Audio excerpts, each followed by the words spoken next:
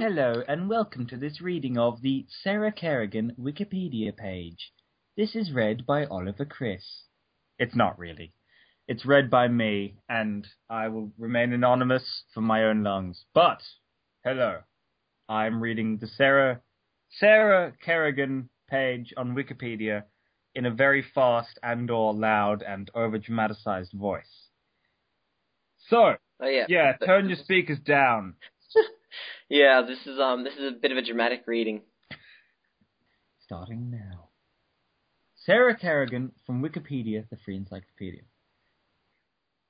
Sarah Louise Kerrigan, the self-styled queen of the Blades, is a major character in the film and a villain in the Blades Entertainment Starcraft series of video games and novels. The character was created by Chris Metzen and James Finney, and her appearance was originally designed by Chris Metzen, and the game was voiced by Glynis Tarkin Campbell in the real-time strategy video game Starcraft, and is expansion by Bloodwall. The voices are played by Trisha Helfer in the game Starcraft II: Wings of Liberty. Oh my god, Trisha Helfer, the voice of Edie, that's awesome. Kerrigan recently appears in the Starcraft II 26-year-old female hair and psychic, who's trained both physically and mentally. Is the expert espionage agent in the house, and initially sang off in second in command, Sons of Kahal! In revolutionary moment, against your oppressive Confederacy of Man is captured by the Insecto Zerg and is infested, turning her into a human Zerg hybrid completely under the control of the Zerg Overman, and she's with the Zerg's powerful agents. Zerg's most powerful agents. But in the Broodwatch, she's been Overman's destruction at the end of the Great War and gains control of the Zerg sea dominance over the galaxy, carrying the life of an investigation first on the novel's uprising and Liberty's crusade. With the good of the Blades elaborates on her investor characters, one of the major characters of the series, and Kerrigan believes critics raised for her believability in the character's depth. She's raised one of the fifth greatest female video game characters ever by the Tom Games, and it's survived by GameSpot, but Kerrigan has the greatest video computer gaming. Ow. The character... Fuck. Okay, start again. The character of Kerrigan was originally a pleasant engineer, Chris Metzen, and James Finney, his psychic parents, Metzen, Oliver Blizzard, Samwise Diddler. Diddler? That's his name? Diddler, okay. Diddler. Didier. Diddler. Samwise Didier, that's an amazing name. Samwise Diddler. Okay, go Anyway. And Glenn Ryan, having exhibited influence in Patrol and Ladyworks, Kerrigan was not originally intended to be a major character and was only meant to appear in a second level initiative based around the character Tanya Adams in the Command & Conquer Red series. Kerrigan was named I was involved with the feud with Tanya Harding. However, character grew on the development who decided to give a far greater role in the throwaway character. Ow. That was amazing. Fuck me. This is really intense. It's intense for me. Not sure how intense it is for you. I get to sit here. I have to stop myself from laughing. I have to actively suppress laughter. I have to stop myself from dying. Okay. Good luck with that. Oh god, my head. Okay. Many thus with Kerrigan's best characters, especially her, inspired by Greek poets and Medusa. At one point, the Starcraft Kerrigan declares the protest Dark Templars out of the blick of the Zerg can be reduced to eyes in one power, so Medusa and the guys could turn men to star in addition part of the history of Starcraft II was codenamed Medusa. Kerrigan's self-proclaimed title of the Queen of the Blades is sufficiently interested as the character's void, whether it's synonymous with Chris Metzen explained that it was meant to be a horrific title, honorific title, even not a horrific title, but an honorific title. A blade is a weapon designed to rip enemies to pieces, making the title fitting for Kerrigan to define the greatest angels as Zerg over minds. Now, any of your Kerrigan's voice actor also Glynis Tarkin described Kerrigan's change of personality during her presentation, going from good girl to bad girl, and he said that it was more of a change of personality than a voice, providing a voice for Kerrigan's voice. Also considered many grants and experience that are unique business voice. Finding double tap consists of many, the same line that I just read. I'm going to read it again. Consists of many grunts, growls, and screams. It's a unique voice, doubling up Talcon Campbell's voice. She also claimed that when she was Starcraft film or novel, she would rather have Kerrigan's relationship with Jim Rain as his primary male antagonist, the protagonist even. Portrayed as one of the N-rays to Starcraft, and then saying that each other, them saving each other's butts instead of asses, because butts is apparently less offensive than asses, even though asses isn't really that offensive to most people anyway, because I've heard a million times that it's not offensive, and everyone has one, so it can't be that offensive. Then the actual romance of Starcraft's one of admirations of the action-oriented nature, while Talcon Campbell could confirm that she will return as the voice of character in Starcraft II. And it voiced the character several versions of trailers. It was later reported that a new voice actor had been hired for Kerrigan, and the Talking Cap was no longer involved in the project. Just a handful is now the new voice actor for Kerrigan in Starcraft II, Wings of Liberty, as well as its advanced out of Heart of the Swarm and Legacy of the Void. Dear God. Fuck! Oh. Okay. Right. Personality. Having been contributing to the considered ghost program during the child's life, the psychic potential Kerrigan describes in Starcraft has never been given the chance of normal life. Her rigorous training and use of the neural implants to control the mental abilities have been withdrawn and despite this Kerrigan is courage and dark. That is effective protection. It's also described the moral character exemplified in their position as using the Zerg as an advisor against the conspiracy. However, after having transformed the Zerg, Kerrigan is free from her own division, as well as new conditioning and indulges Zerg traits. How is described by the public as WomenGamers.com sponsor? Not really, but I wish I was, but I'm not. Anyway, spiteful, conniving, mocking, double-crossing, and flamboyant even. What the fuck does flamboyant mean? Which when combined with the natural intelligence makes her extremely calculating and manipulative even. A hint of her former moral sensitivity has been noted towards the end of the Zerg campaign of the Brood War. She says how she feels weary as Lord for the first time since her transformation. Kerrigan has also been seen coming from far more physically aggressive, relishing close combat so much that at one point in the novel, Queen of the Blades! She begins absent-mindedly licking the blood of her victims from her fingers. The personality of Kerrigan displayed in the Heart of the Swarm! I keep messing that up. Trailer seemed to be combinations of other attitudes during her conversation with Description of her crimes is terrible, implied the degree she does feel genuine guilt for her crimes and may seek alone. On the other hand, she is determined to crush the opposition to her rule and to exact revenge on Ackerbliger for Flügelhaber. Prior to her investigation,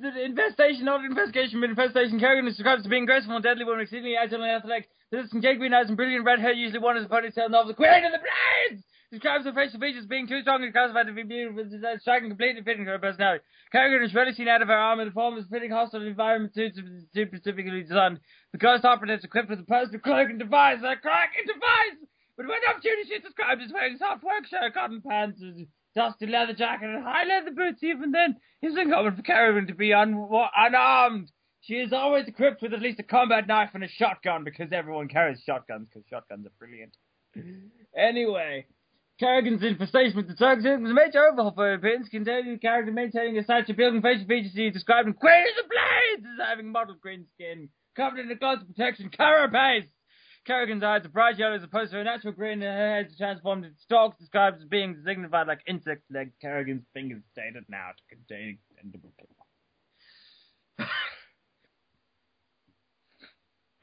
Now,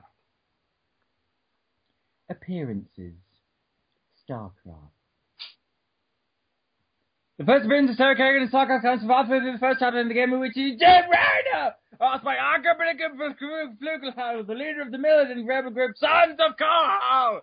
While starting a revolution in the French colony world of Anjou, revolution assassinated the president of the office of the Confederacy of Man! In response to the Confederacy blockade plans as the insect and Zerg swarm begin to invade the surface of Blair. Orders the skeptical Kerrigan and planting a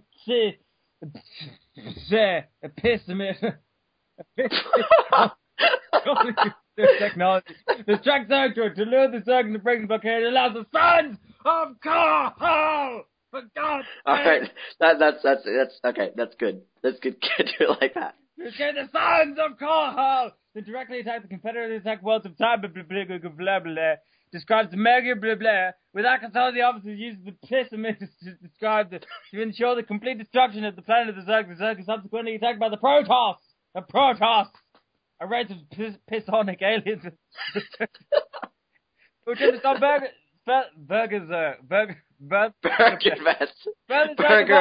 Congress of the Kerrigan is sent with the detachment of troops to stop the Protoss from interfering with the Zerg rampage, but her position is overrun. But the Zerg, she's battered by mega blah blahs, ready to learn mega blah blah blah, and disgust.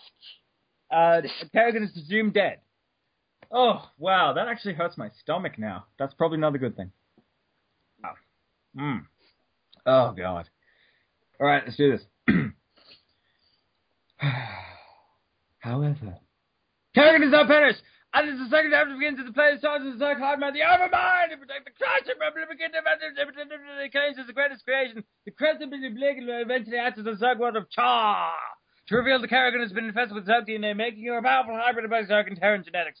Raina, drawn to the Cha by psychic dreams caused by Kerrigan during her incubation, fails in attempt to rescue her, but it's bad, as Kerrigan is not seen as a threat and possibly due to any lingering affection he has for him. After breaking into a Terran science vessel and reversing the neural conditioning from her training as a psionic agent, Kerrigan is able to sense the presence of the Protoss fleet commander, Tassadar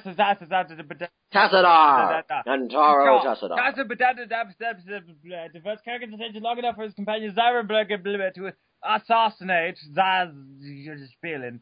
One of the Zerg commanders psionic energies the Zerg are unfamiliar with. This causes a temporary mental link between Zara and the Overmind. He uses momentary contact with Zara to locate the Protoss homeworld of Iowa, which is the state of America. It's not that hard to locate. Anyway, the Overmind immediately launches a bulk of the Zerg swarm in invasion, although Kerrigan remains behind on Char to hunt down Hassa and Zaraga Balufalhau.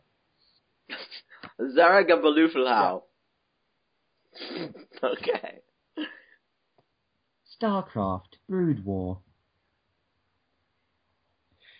Kerrigan's character is most central to Brood War. As in the wake of the Overmind's death at the hands of the Tassadar, in the conclusion of the Starcraft begins Kerrigan's independence from the Zerg hive mind, and it dedicates her efforts to becoming the sole leader of the Zerg swarm. She presides over the Protoss colony of Shakarabba,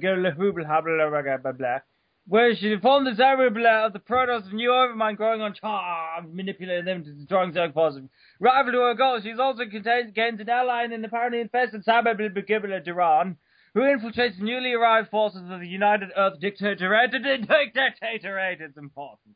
An attempt to sabotage the mission to enslave the Zerg and seize control of the sector of the galaxy. However, the UED is successful in capturing the New Overmind. Kerrigan exploits the threat of the UED to forge an alliance with Raina and the two Protoss allies and turning the war against the UED. However, the Kerrigan quickly betrays the alliance and strikes at the armies of Raina and heavily damaging both groups. Accompanied by Duran, the Kerrigan returns to Shaka Flugelhab to abduct the Protoss leader Reisegubberbergard's Gulspiel and Flugelhab to breakfast.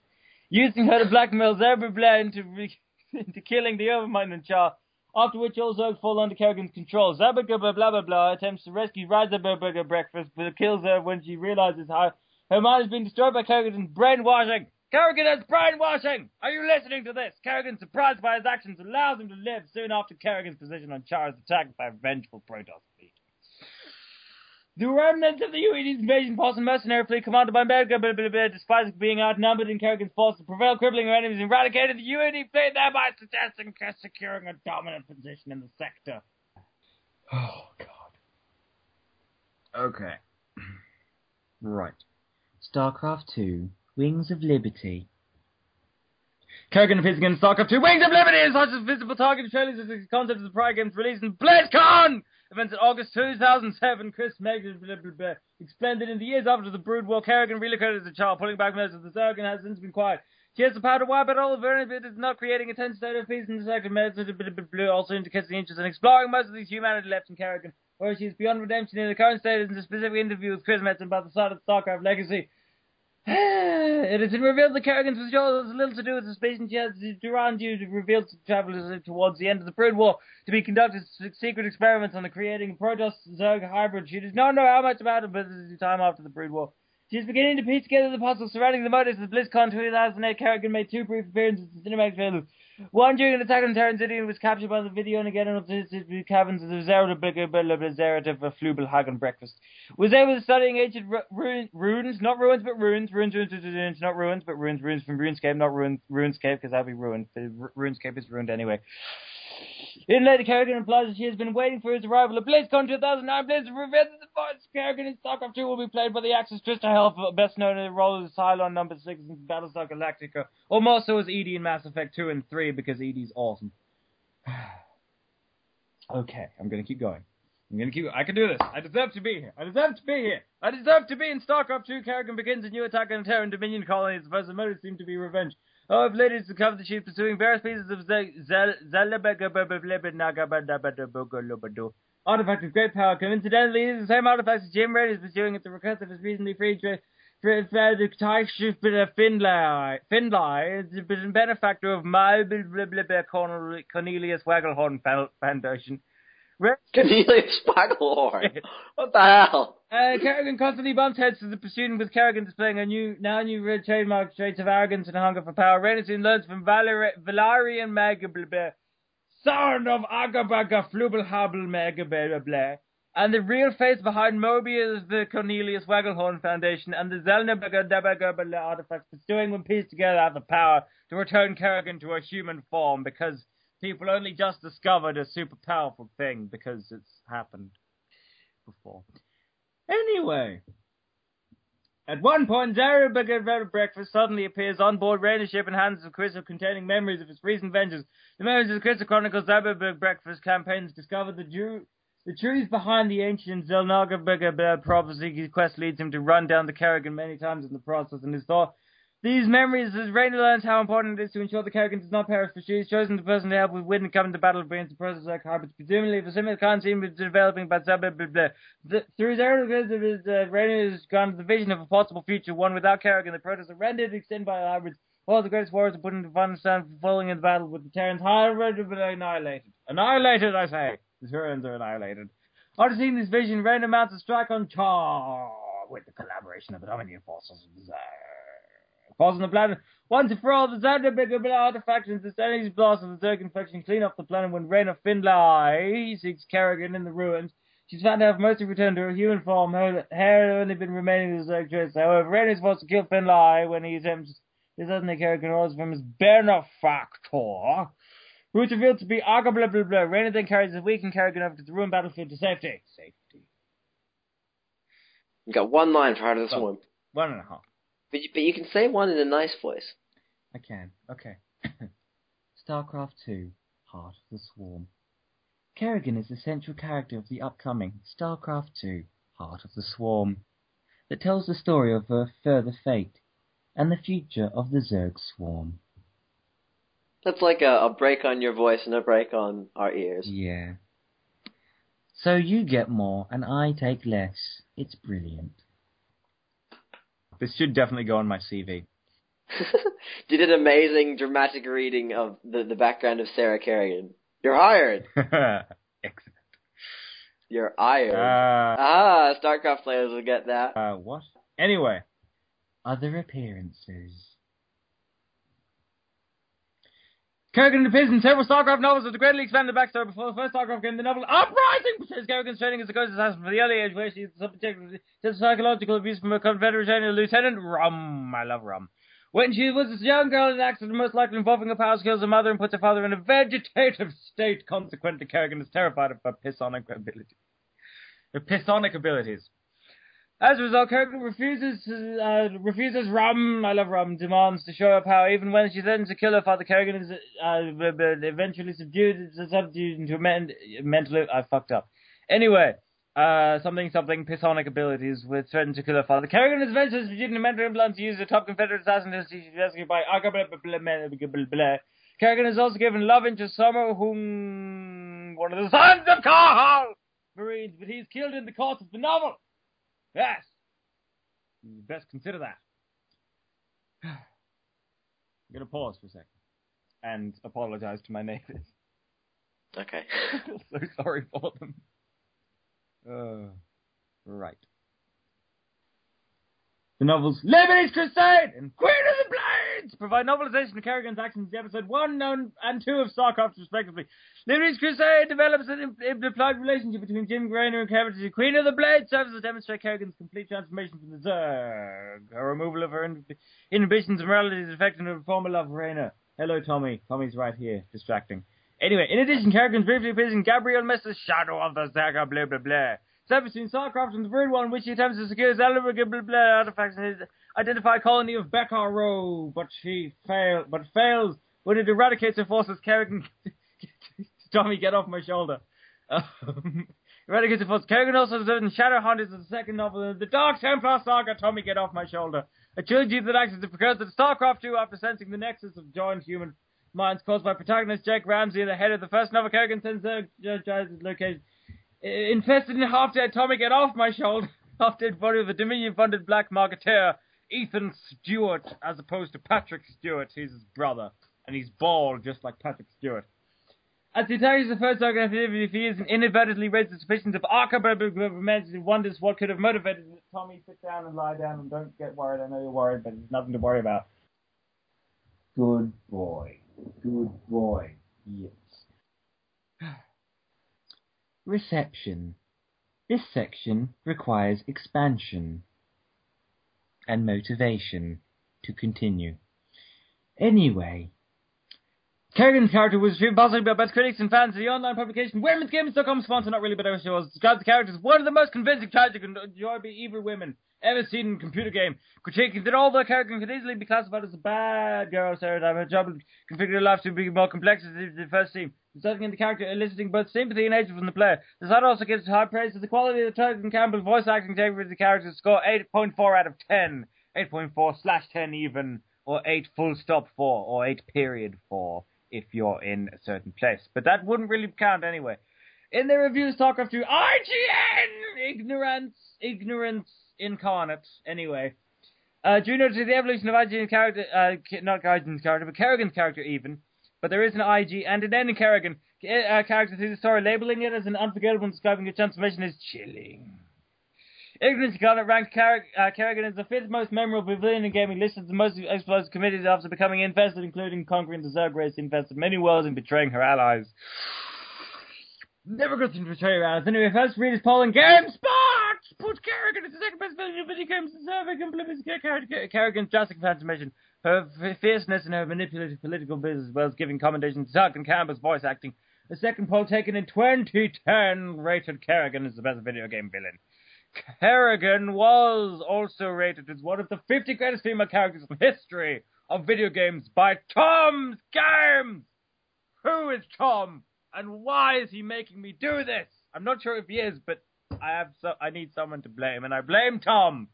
Describing her sexy, sinister, and sympathetic. If you have a lisp, you shouldn't read that out. Anyway, personality is demanding of one of the most I can't even read that word now, I've been doing it too long.